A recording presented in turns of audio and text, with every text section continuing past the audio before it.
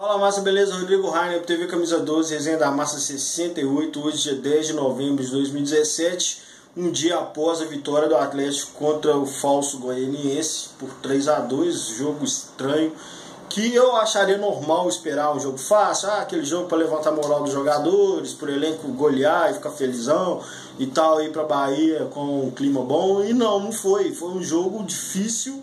O Atlético ficou atrás duas vezes, o Atlético Goianiense saiu na frente, o Galo empatou, o Atlético Goianiense fez outro gol, o Atlético empatou e virou. E as atuações dos caras que a gente sempre espera foram decepcionantes, né? O Fred sim participou muito, fez gol, sofreu pênalti, o gol não foi do jeito que ele tinha que fazer normalmente dentro da área, foi uma tentativa de cruzamento que desviou, mas enfim, né? Foi ele quem fez o gol, foi teoricamente decisivo para o jogo. E o Luan sim foi um cara que entrou no segundo tempo, com 10 minutos estava sofrendo muito. Eu percebi assim, ele meio mancando, meio com a mão na barriga, não dava para saber se era cansaço, se era dor, enfim, mas se mostrando assim, dando opção, correndo, levando a bola, tentando fazer as jogadas, ou seja, em momentos em que ele estava longe da jogada, ele mostrava que estava sofrendo, mas quando algum jogador do Galo precisava de opção, ele não deixava de dar a opção. Então ele corria, se posicionava, movimentava ali, e foi o diferencial, na minha opinião, para o segundo tempo do Atlético e para a virada, inclusive. Mas, bom, eu agora não quero falar sobre todos os erros que aconteceram no ano, que foram vários. Muita parte, né, vou falar sobre isso até o final do ano aí, muita parte, um período ali do ano que a gente achava que era quando estava acontecendo os problemas, na verdade, na minha opinião, vou explicar em outro momento, era resultado já, a merda já havia sido acontecido, a merda já havia sido feita, e aquele momento ali não era o problema, aquilo ali era a consequência do problema. Então, esse ano foram vários erros, foram muita coisa pra gente falar, e é óbvio que a torcida do Atlético está decepcionada e tal, mas eu vou falar disso em outro momento. Agora eu quero falar de como estão essas conversas aí, de uma galera que está nervosa, está decepcionada, está apreensiva para o ano que vem, com um presidente que já vai registrar a chapa eleito praticamente, e já com a restrição financeira e resistência da torcida, né? Então o cara nem registrou a chapa ainda, mas todo mundo já sabe que vai ser ele o presidente, que tem problema financeiro e restrição, bem menos dinheiro, na verdade, do que no ano passado para investir em futebol, 10 milhões, ano passado foram 15, e muita gente já o critica. O cara nem chegou, nem sentou na cadeira ainda, a galera já está nervosa com o cara. Enfim, é o resultado em campo que traz essas coisas, né? E todas essas discussões são num nível baixíssimo de interpretação de texto ou de respeito e tal. A galera não consegue entender uma opinião divergente. A galera não pergunta assim, você quis dizer isso? É só para eu entender mesmo, porque se for isso eu sou contra, eu acho que não, eu acho que você está errado, eu acho que não, vou trazer um exemplo aqui para te mostrar que não é assim. Isso é uma discussão legal, mas ao invés da galera perguntar, é isso mesmo que você quis dizer? A galera interpreta do jeito que ela quer, e aí coloca uma frase que você não falou e sai espalhando, e aí também ninguém que lê aquilo se preocupa em voltar e falar, foi isso mesmo que você falou? Porque isso eu não concordo com isso não. Não. Virou aquilo, a sua palavra, e pronto. E aí tem a outra questão também. Além da interpretação ser prejudicada pela raiva, ou por um contexto do Brasil mesmo, que eu acho que é mais isso, não é só a torcida do Atlético não, tem a questão de você ter que se posicionar pelos extremos, né? Você não pode ser contra o Fred e elogiar um gol do Fred, isso é absurdo. E você não pode gostar do Fred e criticar a péssima fase dele. Também é absurdo. Então, se você critica o Fred, você automaticamente entra para a turma dos que querem fora Fred, né? Se você elogia o Fred, automaticamente você vai para a turma dos caras que defendem o Fred. Então, pô, vamos conversar, as pessoas são individuais nas opiniões delas. Eu não me permito e nem permito que alguém me inclua em algum grupo em que a minha opinião já esteja pronta. Eu quero o Fred fora e o Fred é foda, o Fred é bom pra caralho. Não aceito isso. Eu quero dar minha opinião sobre o Fred, sobre qualquer outro jogador ou qualquer outro aspecto do Atlético e que ela seja interpretada como o que eu falei, só. Eu não quero me enquadrar em um ou outro perfil. Não quero, né? Nem que eu tenha que tomar porrada dos dois lados. Mas a minha opinião é o que eu falei e ponto. Então o Fred é um bom exemplo, né? Segunda-feira, depois do jogo contra o Santos, que eu achei um resultado normal, porém a forma como o Atlético jogou é o que ele está mostrando em todos os jogos, não só naquele. E aí eu fiquei meio puto, assim, falando sobre vontade do time. O time, a gente falando em Libertadores, os jogadores não querem, e os jogadores são os responsáveis, sim, pelo resultado em campo. E aí eu falei que essa parte de restrição financeira tem o seu lado bom. E tem. Mas eu vou ter que explicar, porque a galera interpretou muito mal. A minha opinião é que existe uma restrição financeira e ela é prejudicial à formação do elenco, isso é óbvio. Com mais dinheiro você compra um jogador melhor. E aí a gente vê um monte de time gastando um monte de dinheiro aí e o time não dá resultado. Por quê? Porque não há critério nas contratações, é mais por oportunidade, é mais por proximidade, é mais pela especialidade da última temporada do cara, no feeling, né? Aqueles caras, não gosto de estudioso não, eu vejo um jogo lá e eu já sei quem é bom, quem é ruim, quem tem futuro e quem não tem. Os dirigentes do Brasil pensam a mesma coisa, não precisa estudar nada não precisa olhar a estatística, as médias do cara, o retrospecto, não, você olha lá, jogou 10 minutos bom, eu tenho dinheiro, eu vou lá e compro. Então o que eu penso é que a restrição financeira necessariamente pode não acontecer, e aí o ano que vem pode ser pior do que esse, mas seria bom se o Atlético falasse, bom, já que eu não tenho dinheiro, eu vou ter que gastar muito bem gasto. Então eu vou pegar um cara barato para aquela função que o meu treinador está identificando que é necessária, pegar aquele cara com aquela característica, pegar aquele cara com idade que eu possa revendê-lo depois, pegar aquele cara porque ele só tem essa característica, o Pierre David só sabe fazer uma coisa e eu preciso disso, né? E aí eu quero esse cara porque ele é um touro, tem vontade, ele briga, ele dá raça, e o meu time está com uma crise enorme de motivação. E aí eu falei que o futebol brasileiro ele é vencido, né? Os times campeões são formados por jogadores medianos. Nossa, isso deu a galera entendeu que eu queria time ruim. Primeiro que eu tava falando dos caras que vão vir, né? Não falei nada sobre quem tá aqui, porque eu acho que quem tá aqui, a discussão é só o Robinho, o resto deve ficar, então eu tava falando de quem vem. Aí a galera cismou, colocou lá um termo que é o operário. O jogador operário, que é time de operário. Bom, na minha opinião, jogador operário é o exemplo que eu dei pro Pierre, o Márcio Araújo, ou é um jogador qualquer que tem uma função que não é jogar para ele, é jogar para o time. Quando um cara tem correria, passe bom, drible, tal, lançamento, e o treinador fala com ele, hoje eu não quero que você faça nada além de colar no fulano. Eu não quero que você faça nada além de não deixar fulano jogar. Eu não quero que você faça nada além de ficar naquela posição ali para você atrapalhar a troca de passe entre fulano e fulano. E aí o jogador vai lá, ele sabe fazer, ele sabe correr, ele sabe tomar a bola, ele sabe driblar, e ele vai e obedece o treinador. Para mim, isso é um jogador operário. Não é necessariamente um jogador ruim, é um jogador cuja a função dele ali é fazer o que o técnico pediu, só. E aí, nesses casos, a torcida não interpreta, a torcida não entende, não sabe o que foi combinado no vestiário e fica puta com o cara. Fala que não jogou nada e tal. Às vezes o cara fez exatamente 100% e com perfeição o que foi combinado no vestiário. Isso, pra mim, é o jogador operário. E interpretaram o que eu falei como um time de operário. É impossível ter um time de operário, né? Mas eu entendi, eu estava querendo dizer por que eu falei que o futebol brasileiro é mediano, formado por jogadores medianos, eles queriam dizer que o que eu estava pedindo era um time fraco para 2018.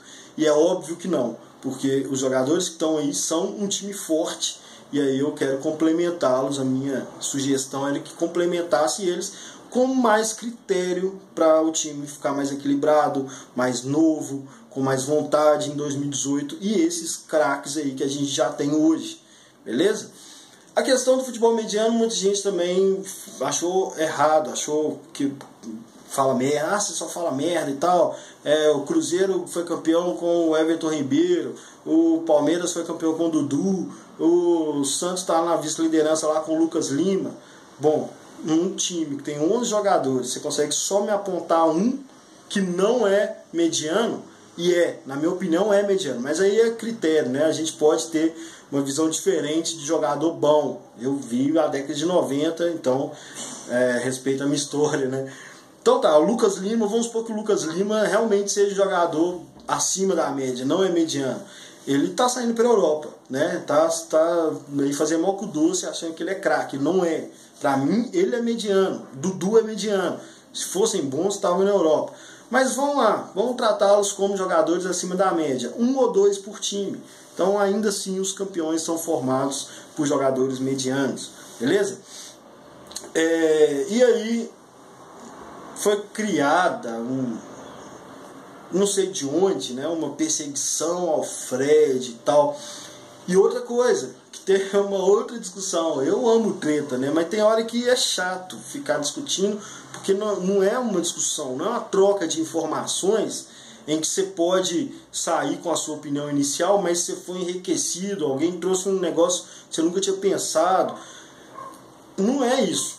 O que acontece é uma chatice em que as pessoas não aceitam que você pense diferente delas. Elas não aceitam que eu torço pro Galo, eu amo o Atlético e eu quero o bem do Atlético, mas a minha sugestão é diferente da dele e que não resolve porra nenhuma. O importante é que o presidente queira fazer qualquer uma das coisas ou não queira fazer nenhuma das duas e a solução para ele seja outra.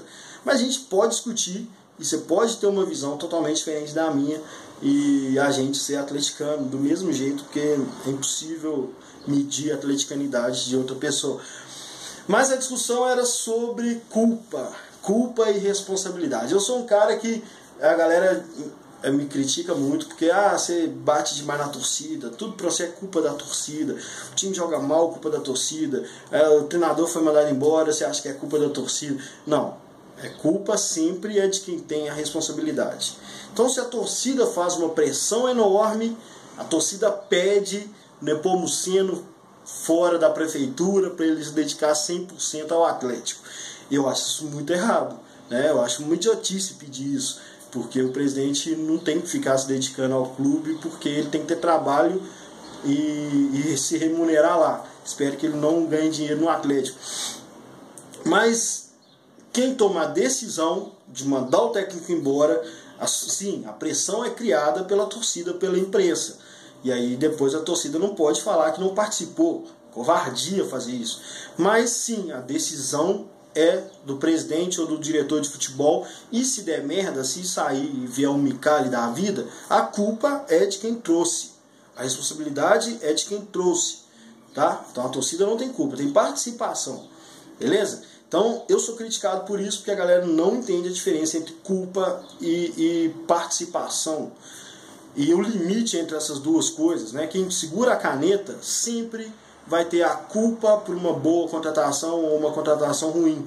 É ele quem contrata, né? Lógico que se ele for inteligente, ele vai fazer uma equipe lá para ajudá-lo a tomar essa decisão. Mas se ele confiou nessa equipe e contratou e o cara se deu mal, a culpa é dele. Ele assinou a caneta lá, assinou o papel, a responsabilidade era dele. Mas existem influências externas com limite, beleza? Então vamos falar de jogador, diretoria, os erros sobre os quais a gente vai falar depois, que isso deu uma discussão enorme. A galera, alguma parte da torcida queria me provar, queria que eu acreditasse que o problema do Atlético é a diretoria, é o André Figueiredo. O André Figueiredo ficou 2 meses, tá? Eu sou muito contra. Na época eu até achei, vamos ver o que dá. deu merda, deu muita merda. Mas ele ficou 2 meses e antes dele o Atlético já tinha esse problema que pra mim é de vontade do elenco.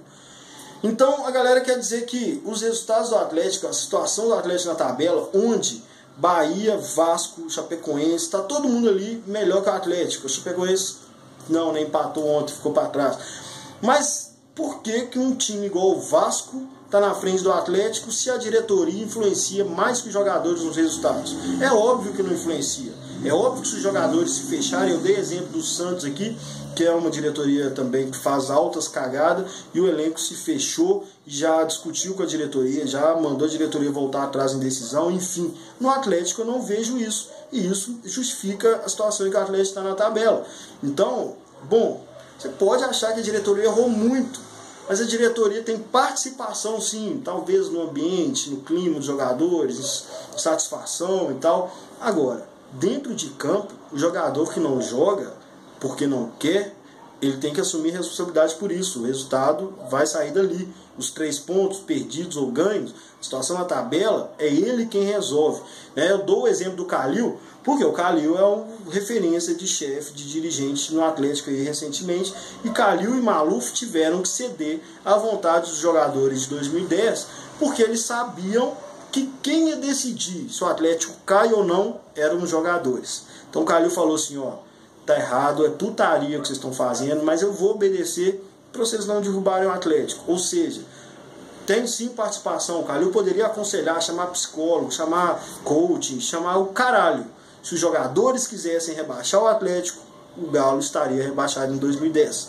Do mesmo jeito é agora. A diretoria errou, é lógico. A diretoria poderia ter feito um monte de coisa melhor, mas se os jogadores não quisessem, não adiantaria. E os jogadores não querem, e a interferência da diretoria, seja do que for, do presidente, tem limites. O limite é a linha do campo ali, ó. Entrou no vestiário, saiu do vestiário, os 11 que vão jogar são totalmente responsáveis pela situação do Atlético. E aí, quando a gente fala disso, é onde eu quero chegar no final, é lógico que a prioridade na fila, hierarquia da corneta, merecida, não é a corneta idiota, não. Sou fã do fulano, não fala mal dele. Eu odeio fulano, então qualquer coisa é culpa dele. Não, corneta aqui é crítica, né? Melhor nem usar o termo corneta, crítica. A hierarquia da crítica é para os grandes. É Vitor, Fred, Robinho, Léo Silva, Rocha, Fábio Santos. Fábio Santos é um desses aí que não está merecendo crítica. Mas é deles mesmo. Você não vai pegar o ano do Atlético e colocar no Alex Silva, que veio porque o Marcos Rocha machucou, o reserva machucou, não tinha mais ninguém, trouxe as pressas, vai falar, tá vendo, Alex Silva tá no Galo, por isso que o Galo tá aí nessa situação. Não, esse cara não tem culpa nenhuma, ele nem devia estar no Atlético. É ruim, é um cara que eu dei moral em 2014, esperei, falei, não vou criticar, vamos ver como é que é. Não, tá ruim, péssimo. Mas, quem gosta do Fred, do Robinho, dos ídolos do Atlético, as estrelas do Atlético, não podem tirar deles a responsabilidade. Você não pode tentar pegar a culpa e achar alguém para jogar nela, não. É deles. O time do Atlético foi tão badalado e a gente tinha tanta experiência no começo do ano, não era por causa do Iago, nem por causa do Gabriel. Era por causa do Robinho, do Fred, do Elias, do Fábio Santos. É por causa desses caras que a gente acreditou tanto que o ano ia ser bom. Então, galera, eles merecem crítica, sim. A maioria merece. E eu tenho quase certeza que todo mundo sabe o que eles são, o quanto eles são bons, quanto vai ser bom se eles continuarem, mas eles precisam assumir a responsabilidade. E aí sim, se eles não quiserem, se eles não tiverem com vontade, se eles não acharem que o Atlético merece a raça pela qual eles são pagos, aí sim, aí foda-se. Eu sempre uso como exemplo o Ronaldinho Gaúcho. O Atlético abriu mão do Ronaldinho Gaúcho no meio do ano, porque viu que ele não estava comprometido mais. Se a gente abriu mão do Ronaldinho Gaúcho, não tem Casares, não tem Fred, não tem Robinho, que vai me fazer aceitar um jogador de nome caro e que não é decisivo numa temporada, quanto mais em 2. Então, para 2018, eu espero que esses jogadores fiquem. Espero que a diretoria seja inteligente para usar esses 10 milhões aí. E espero uma postura muito diferente do que a gente está vendo aí. Beleza, galera? Some não e grande abraço.